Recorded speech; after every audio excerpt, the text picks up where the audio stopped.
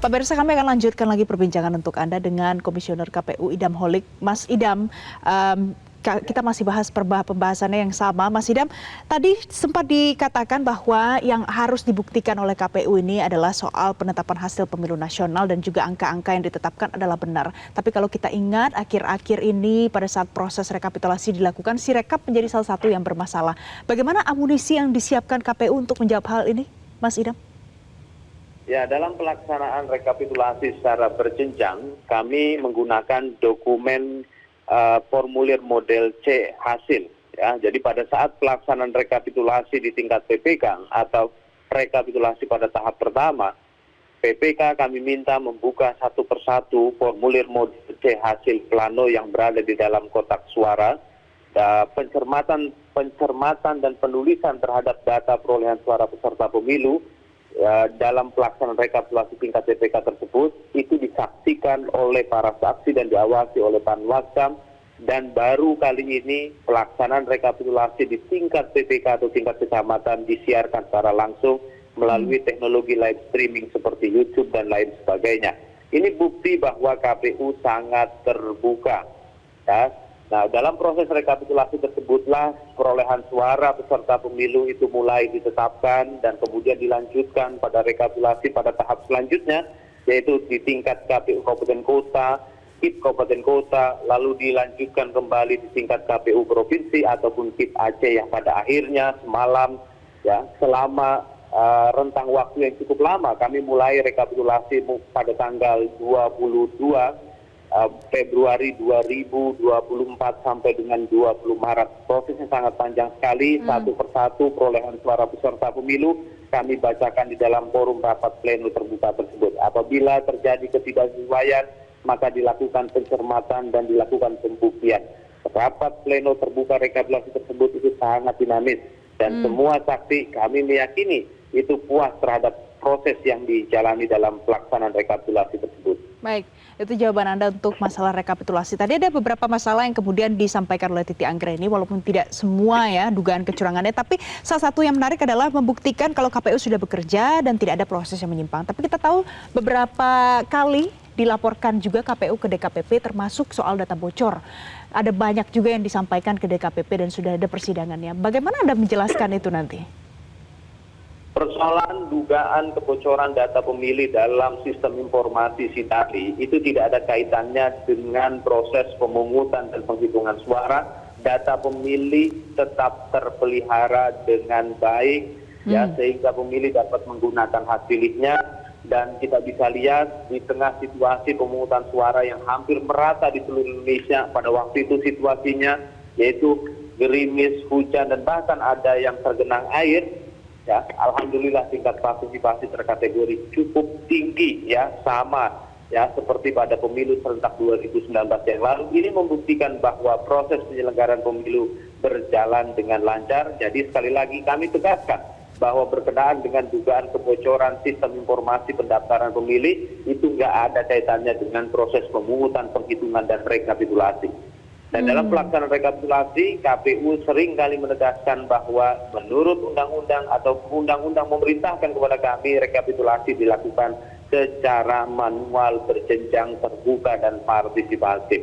Sirekap hanya alat bantu untuk mempublikasikan foto formulir model C hasil di setiap TPS-nya. Karena kami juga memiliki kewajiban untuk memberikan informasi publik berkenaan dengan perolehan suara peserta pemilu di setiap TPS-nya, karena Indonesia memiliki Undang-Undang Nomor 14 Tahun 2008 tentang keterbukaan informasi publik. Oke, bagaimana pula dengan dalil soal pencalonan ya? Mungkin ya kita belum baca apa yang disampaikan gugatannya ke Mahkamah Konstitusi, mungkin saja dibawa ke MK. Ya, berkenaan dengan hal tersebut, kami telah menuangkan dalam peraturan KPU tentang pencalonan, dan kita mesti ingat bahwa putusan Mahkamah Konstitusi itu bersifat erga omnes, bersifat final dan mengikat, dan berlaku sejak dibacakan. Hal ini dapat dijelaskan di dalam penjelasan pasal 10 ayat 1 Undang-Undang, ya, Undang-Undang Nomor 8 Tahun 2011, yang dimana putusan Mahkamah Konstitusi mulai berlaku sejak dibacakan, dan kami proses itu sesuai dengan peraturan perundang-undangan, karena dalam penyelenggaraan pemilu kami harus melaksanakan prinsip berkepastian hukum. Putusan DKPP itu berkaitan dengan etik, ya, tidak berkaitan dengan legalitas hukum itu sendiri. Dan hari ini, ya, kami telah memproses itu sesuai dengan Undang-Undang Pemilu, di mana semua tahapan pemilu harus berkepastian hukum. KPU telah menerbitkan beragam peraturan sehingga kami menilai pencalonan ini memiliki legalitas. Dan menurut saya tidak mesti diperdebatkan kembali. Oke, Mas Idam, kalau Anda mengatakan apa yang diputuskan DKPP adalah soal etik, bagaimana saat masyarakat bertanya, apakah persoalan etik itu kemudian tidak menjadi sesuatu yang mengganggu legitimasi dari penetapan yang sudah dilakukan KPU? Berkenaan dengan hal tersebut, ada hal yang sama ketika Majelis Kehormatan MK, ya, menyatakan ada pelanggaran etik terhadap proses pengambilan keputusan putusan Mahkamah Konstitusi nomor 90/PUU strip, ya, 21 Romawi / 2023. Tetapi Mahkamah Konstitusi tidak pernah mencabut putusannya, tidak pernah merubah putusannya. Itu menegaskan bahwa putusan Mahkamah Konstitusi bersifat final dan mengikat. Ya, apa yang dibacakan oleh para hakim Mahkamah Konstitusi itu memiliki kekuatan konstitusional. Dan kami sebagai penyelenggara pemilu dalam tataran teknis ini tentunya mengenai pencalonan, kami harus laksanakan hal tersebut.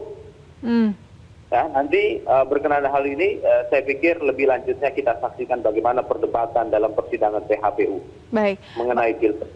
Oke, Mas Idam, ini kalau kita lihat kan sekarang situasinya masyarakat kemudian ada beberapa kelompok yang kemudian berdemonstrasi, ada yang di depan DPR, ada yang di depan KPU. Apa yang ingin Anda sampaikan kepada masyarakat kalau sekarang ini prosesnya sedang berjalan di MK? Berdemonstrasi itu adalah aktualisasi dari kebebasan berekspresi, dan hal tersebut merupakan hal yang penting dalam berdemokrasi dan bahkan dalam konteks demokrasi Indonesia yang menganut konsep demokrasi konstitusional. Kebebasan berekspresi dijamin oleh Undang-Undang Dasar dan Undang-Undang, dan tentunya ya kami berharap bagi pihak-pihak yang terus atau sedang melakukan ekspresi pendapatnya, maka patuhilah aturan-aturan yang berlaku, karena Indonesia adalah negara hukum. Dan kita ketahui ruang-ruang publik itu harus diisi dengan diskursus yang rasional dan etis. Karena kalau ruang-ruang publik diisi dengan diskursus yang sudah mengarah pada politik pasca kebenaran, menurut saya itu bisa membahayakan demokrasi Indonesia. Nah, oleh karena itu, mari kita hormati proses PHPU yang saat ini mulai dibuka pendaftaran registrasinya di Mahkamah Konstitusi, menyikapi hasil pemilu. Maka kita semua sebagai bangsa Indonesia, yang dimana Indonesia memiliki prinsip supremasi hukum, maka kembalilah kepada Undang-Undang Pemilu. Undang-Undang Pemilu menegaskan bahwa apabila ada pihak-pihak yang tidak puas terhadap hasil perolehan suara peserta pemilu dan berkaitan dengan keterpilihan peserta pemilu, maka Undang-Undang Pemilu memberikan fasilitas atau jaminan hukum kepada peserta tersebut yang merasa hak-hak politiknya dirugikan, itu menempuh jalur hukum di Mahkamah Konstitusi. Mari kita tempuh jalur-jalur hukum yang memang itu sudah dijamin tidak hanya oleh Undang-Undang Pemilu, tetapi juga oleh Konstitusi. Marilah kita berdemokrasi dengan etis. Baik, begitu juga dengan untuk yang akan bersengketa untuk seputar pemilihan legislatif, apakah KPU juga sudah punya kesiapannya, Mas Idam? Kami sudah sangat siap, Mbak. Ketika kami memutuskan hasil pemilu semalam jam 22:19, maka kami sudah sangat siap. Karena hal tersebut memang sudah jelas diatur mekanismenya oleh Undang-Undang Pemilu. Bahkan ketika kami mulai menyusun rancangan peraturan KPU nomor 3 tahun 2022 tentang tahapan dan jadwal penyelenggaraan pemilu, kami sudah jadwalkan itu. Nah, sehingga apapun situasinya, maka KPU harus siap. Dan yang terpenting pada hari ini, mari kita sebagai warga negara Indonesia melihat proses ini secara objektif dan hindarilah dampak-dampak negatif dari. Jelajahi cara baru mendapatkan informasi. Download Metro TV Extend sekarang.